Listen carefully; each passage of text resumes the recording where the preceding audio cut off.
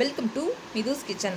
Last வீடியோவில் வந்து சோள மாவு அரைப்பது எப்படி அப்படிங்கிற ஒரு வீடியோ வந்து போட்டிருப்பேன். அந்த வீடியோ வந்து பிகினர்ஸ்க்குலாம் வந்து ரொம்ப ஹெல்ப்ஃபுல்லாக இருந்திருக்கும் அப்படின்னு நினைக்கிறேன்.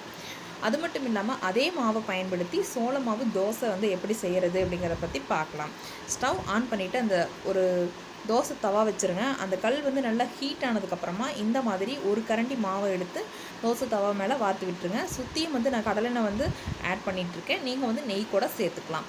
இந்த மாவு பேட்டரில் வந்து நான் சோடா உப்பு வந்து எதுவுமே சேர்க்க கிடையாதுங்க, அப்படியே தான் ஊற்றுறேன். நம்ம சோளம் சேர்த்துருக்கனால ரொம்ப சாஃப்டாக நல்லா ஸ்பான்ச்சியாக வரும். அதனால் ஒன்றும் பிரச்சனை இல்லைங்க. சோடா உப்பு வந்து சேர்க்க வேண்டிய அவசியம் வந்து இல்லை. ஒரு சைடு நல்லா வெந்ததுக்கப்புறம் இந்த மாதிரி மறுபுறம் வந்து திருப்பி போட்டு நல்லா கிறிஸ்பியாக வெந்து வந்ததுக்கப்புறமா நம்ம எடுத்துக்கலாங்க. இதை வந்து நான் ஒரு பீர்க்கங்காய் சப்ஜி கூட வந்து ஒரு பிளேட்டில் வச்சு சர்வ் பண்ணுறேன்.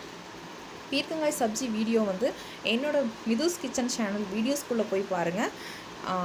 பீர்க்கங்காய் சப்ஜியோட வீடியோ வந்து இருக்குது. இதையும் வந்து நீங்கள் மறக்காமல் ட்ரை பண்ணி பாருங்கள். இந்த காம்பினேஷனில் எங்கள் வீட்டில் வந்து நாங்கள் இன்றைக்கி பிரேக்ஃபாஸ்ட் வந்து என்ஜாய் பண்ணுறோம். நீங்களும் மறக்காமல் இதே மாதிரியான ரெசிபியை வந்து உங்கள் வீட்டில் ட்ரை பண்ணியும் பாருங்கள். மறக்காமல் மிதுஸ் கிச்சனுக்கு எல்லோரும் சப்போர்ட் பண்ணுங்கள். தேங்க்யூ.